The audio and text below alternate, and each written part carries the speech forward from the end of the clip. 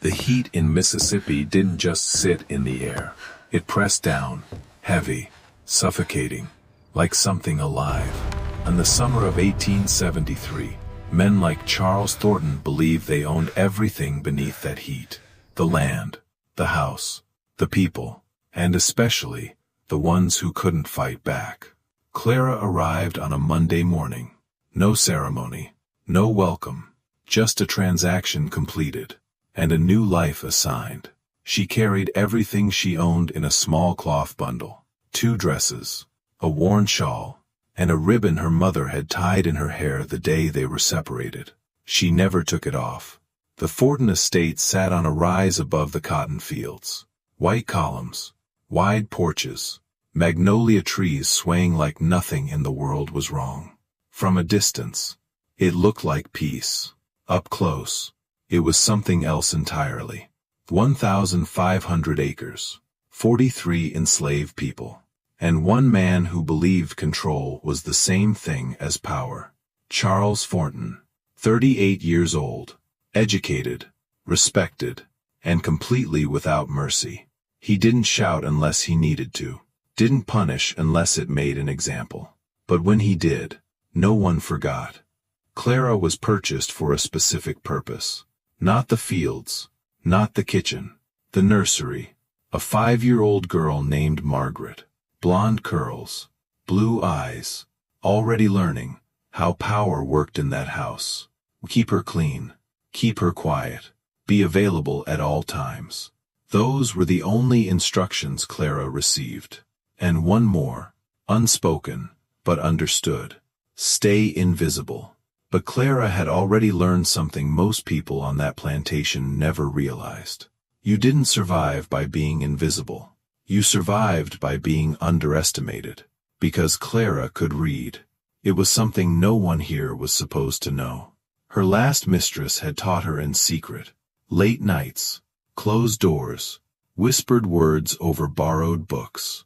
Illegal knowledge, dangerous knowledge, the kind that could get you beaten, or worse, but also the only kind that gave you power. So Clara listened more than she spoke, watched more than she moved. She noticed everything: who gave orders, who followed them, and who pretended not to see what was happening. And she noticed him, Charles Thornton. He saw her the first day. Of course he did. Men like him always noticed the ones they thought they could control. At first, it was small things. Standing too close, letting his hand brush hers when it didn't need to, asking questions that had nothing to do with the child. You from? Do you like it here? Are you obedient? Clara answered the only way she could. Yes, sir. No, sir. Eyes down, voice steady, never too fast, never too slow, because the wrong tone could become a problem. But something about her didn't fit what he expected. She didn't tremble, didn't rush, didn't break eye contact too quickly, or hold it too long. There was a balance to her, a quiet control, and Charles noticed that, and he didn't like it, because this wasn't just about wanting her. It was about something else, something deeper. He wanted to see her lose that control, wanted to watch the moment her voice changed, her posture collapsed, her resistance disappeared. He wasn't interested in taking. Not yet. He was interested in breaking. By the end of the first week, he had already started planning how. And Clara knew it. She had seen men like him before. Different faces. Same hunger. The kind that didn't rush. The kind that waited, until there was no one left to stop them. But what Charles didn't understand was that Clara wasn't waiting to be saved. She was watching, learning, and preparing. Because if there was one thing Clara believed, it was this: no system, no matter how powerful, was unbreakable. The second week was when the pattern became impossible to ignore. Charles Thornton stopped pretending. He came to the nursery more often. Not during the day, when servants moved through the halls, when his wife might pass by. No, he came at night, after the house went quiet, After Margaret was asleep. After the doors were closed, and no one was supposed to hear anything. The first time, he didn't touch her. He sat in the chair by the window. Watched. "You read, don't you?" he asked. Clara stood beside the crib, still as stone. "Yes, sir." Her voice, calm, measured, careful. "Read something," he said. He picked up a book without looking at the title, and handed it to her. It wasn't a request. Clara took it, opened it, and began. Her voice filled the room, low and steady, telling a story meant for a child. But her mind wasn't in the story. It was on him. Every movement, every breath, every shift in the chair. He wasn't listening to the story. He was listening to her, to the control in her voice, to the confidence she tried to hide. And that made something in him tighten. Because she wasn't supposed to sound like that. Not someone like her. "Where did you learn?" he asked again. "My previous mistress, sir." "Against the law," he said softly. Clara didn't answer. Because that wasn't a question. He stood. Walked closer. Too close. Close enough that she could smell the whiskey. Close enough that if she moved back, it would be obvious. "You're different," he said. Not complimenting. Not admiring.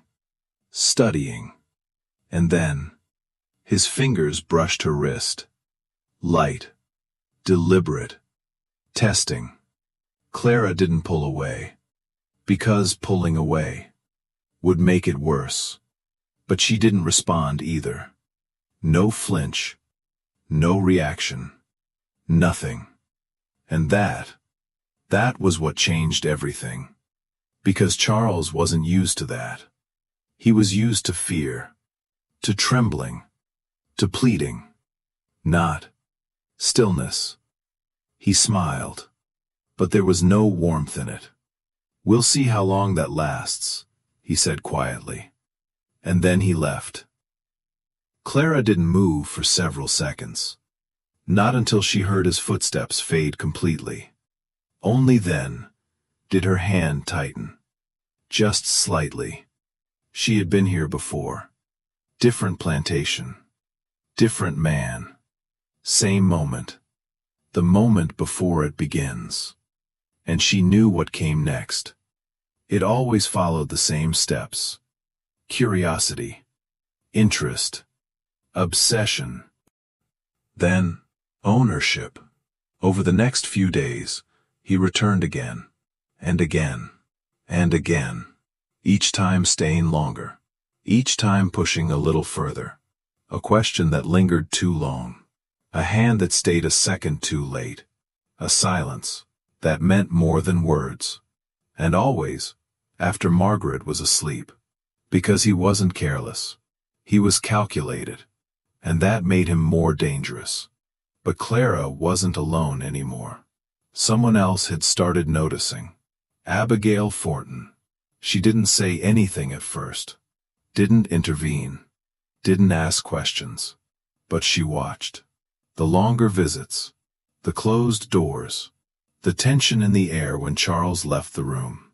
And something inside her, something buried for years, began to move. Because she recognized that look in Clara's eyes. Not fear. Not exactly. Control. Under pressure. The kind of control you only learned when you had no other choice. And Abigail knew that feeling. That same night, as she lay in bed beside her husband, listening to his breathing, she stared at the ceiling.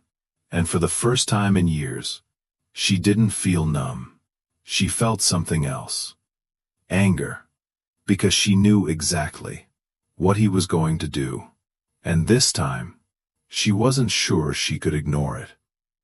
By the third week, everything stopped pretending. The house felt different. Quieter. But not peaceful. It was the kind of quiet where something was waiting to happen. Clara could feel it. In the way Charles looked at her now, not curious anymore, not testing, certain. Like a man who had already decided, and was just choosing the moment. And moments mattered. In houses like this, timing was everything. Clara adjusted her routine, stayed closer to the door, kept Margaret near her at all times, listened more carefully at night. But she also did something else, something more dangerous. She started preparing. Not to run. Running alone never worked. She had learned that from the stories, from Esther, from every woman who had tried, and disappeared. No. If she was going to survive this, it wouldn't be alone. It would be together. So she began talking. Carefully. Quietly. In the kitchen, while hands were busy. In the yard, when no one was watching. Benjamin, Thomas, Isaac. Men who worked close enough to the house to hear things others couldn't. She didn't say everything. Not at first. Just enough. Have you noticed him coming upstairs at night? They had. Of course they had. Everyone noticed. No one spoke. Until now. Then she spoke to Esther. The old woman didn't interrupt. Didn't react. Just listened. When Clara finished, Esther shook her head slowly. Same story, she said. Different girl. Clara didn't argue, because she knew it was true. But she also saw something Esther didn't. A pattern. Every woman before her had faced him alone. And every one of them had lost. So Clara made a different choice. She wouldn't wait for it to happen. She would decide what happened next. There was only one piece missing. One person, with real power in that house. Abigail. Clara had been watching her too. The way her hands tightened when Charles raised his voice. The way she looked away, just a second too late. That wasn't indifference. That was restraint. The kind that builds, and builds, and builds, until something breaks. Clara just didn't know when. So she tested her. One afternoon, Margaret asleep, sunlight cutting through the curtains. Clara spoke. "Ma'am, may I ask you something?" Abigail didn't look up at first. "Speak." Clara took a breath. "Do you ever wish things were different?" Silence. That question was dangerous. Too direct. Too real. For a moment, Clara thought she had gone too far. Then, Abigail stopped sewing. And slowly, looked up. "Every day," she said. Her voice, barely above a whisper, but steady. And in that moment, something changed. Not spoken, not confirmed. But understood. Two women, on opposite sides of the same system, realizing they were both trapped inside it. And maybe, just maybe, they didn't have to be. That night, everything moved faster. Clara felt it before she saw it. Footsteps, not careful, not quiet. Certain. The door opened, Charles stood there, no smile, no pretense, just intent. Margaret was asleep, the house was silent. And this time, he didn't sit down. "Enough waiting," he said. Clara stepped back, slowly, controlled. "Please, sir," she said. Not begging, buying time. He moved closer. "No one's coming," he said. Another step. "You understand that, don't you?" Clara's back touched the wall, nowhere left. And for the first time, Her voice almost broke. Almost. Because she wasn't waiting to be saved, she was waiting for the moment everything changed. And just outside the door, someone else was listening. Abigail stood in the hallway, her hand resting on the door. Inside, she could hear everything.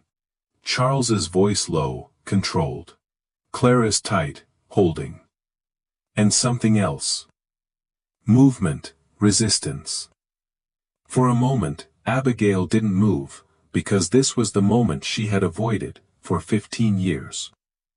The moment where looking away became a choice, not ignorance, not helplessness, a decision.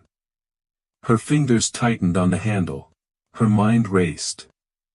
If she opened that door, everything would change, her marriage, her status, her safety, there would be no going back. But if she didn't, then she already knew how the night would end. And something inside her finally snapped. Not loudly, not violently, but completely, she turned the handle and stepped inside. Get away from her. Her voice was cold, flat, unfamiliar, even to herself. Charles turned, shock flashed across his face. Abigail, I said get away from her. Clara stood against the wall, breathing hard, eyes locked on both of them. For a second, no one moved, then Charles laughed, short, dismissive. Go back to bed, he said, this doesn't concern you. Abigail didn't blink. It concerns me, she said. Because it ends now. Something in her voice made the air shift. Charles heard it too, and he didn't like it. You don't give me orders, he said, stepping toward her. His hand lifted, ready to strike. Abigail flinched, just slightly, but she didn't move back. And that was new. Because she had always stepped back before. Always. Not this time, and in that moment, Clara moved, her hand closed around the heavy brass candlestick beside the bed. One step forward, no hesitation. And then, the sound cracked through the room. Charles dropped to his knees, stagger, body hitting floor, breathing broken, hands shaking. Blood darkened the back of his head. For a second, no one spoke, because nothing like this had ever happened in that house. Then, Charles looked up, eyes wide, wild. You're dead, he whispered, both of you. Clara didn't answer. Abigail stepped forward, and for the first time, she didn't see her husband, she saw a man, small. Finally, within reach. Benjamin, she called.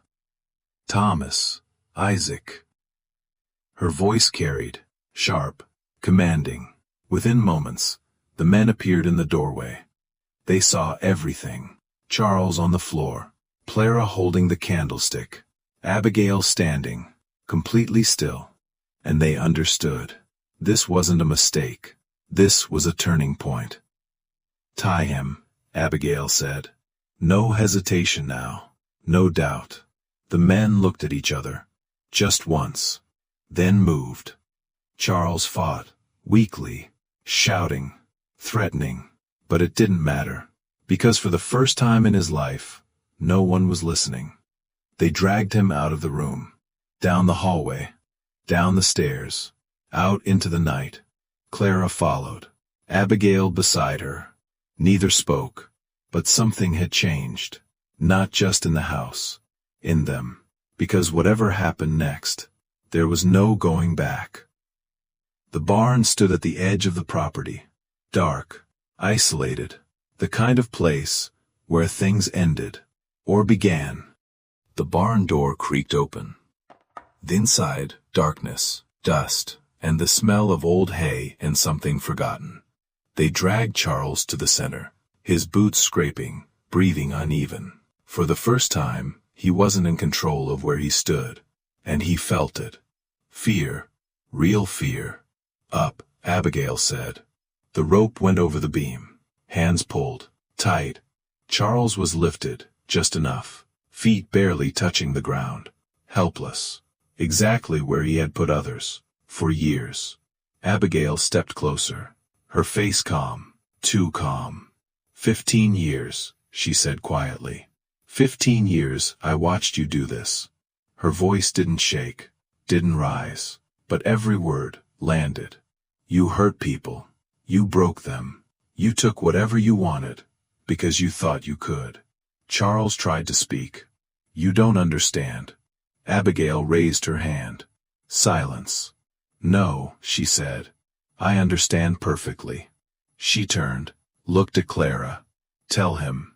Clara stepped forward, her hands steady now, voice clear. You came to the nursery, she said. You told me I belonged to you. You tried to take what you wanted, because you thought no one would stop you. Silence filled the barn. Not empty, heavy. Then Abigail reached for the leather strap, tested it once in her hand. This, she said, is for every woman who couldn't speak. Charles cried out. Not loud, not strong, just shocked. Again. And this, for every time I stayed silent. Again. For every moment I chose comfort over truth. She stopped, breathing steady, then held it out, to Clara. Your turn. Clara looked at the strap, then at Charles. All the years, all the fear, all the stories Esther had told her. And she understood something. This wasn't revenge. This was a line being drawn. She took the strap. One strike, then another, then a third. Charles was crying now. Not from pain, from something worse. The loss of power. Abigail raised her hand. Enough. We're not becoming him, she said. We're ending him. Take him down. The men lowered him. Hands, but not his freedom. Cellar, Abigail said. They dragged him again, into the darkness beneath the house. 3 days later, everything changed. The papers were signed, control transferred, authority shifted. And Charles Thornton left that land with nothing but what he could carry. No power, no voice, no one to answer to. Exactly how he had left others. The house grew quieter after that. Not silent, but different. Less fear, less watching. And for the first time, something else began to exist there. Choice. Clara stayed, not because she had to, but because she had helped build something. Something fragile, something imperfect, but something real. And Abigail was no longer just surviving, she was deciding. Because that night didn't just change what happened. It changed who they were. One chose to stop being silent. The other chose to stop waiting. And together, they proved something no one in that house had ever believed. Power was never as absolute as it seemed.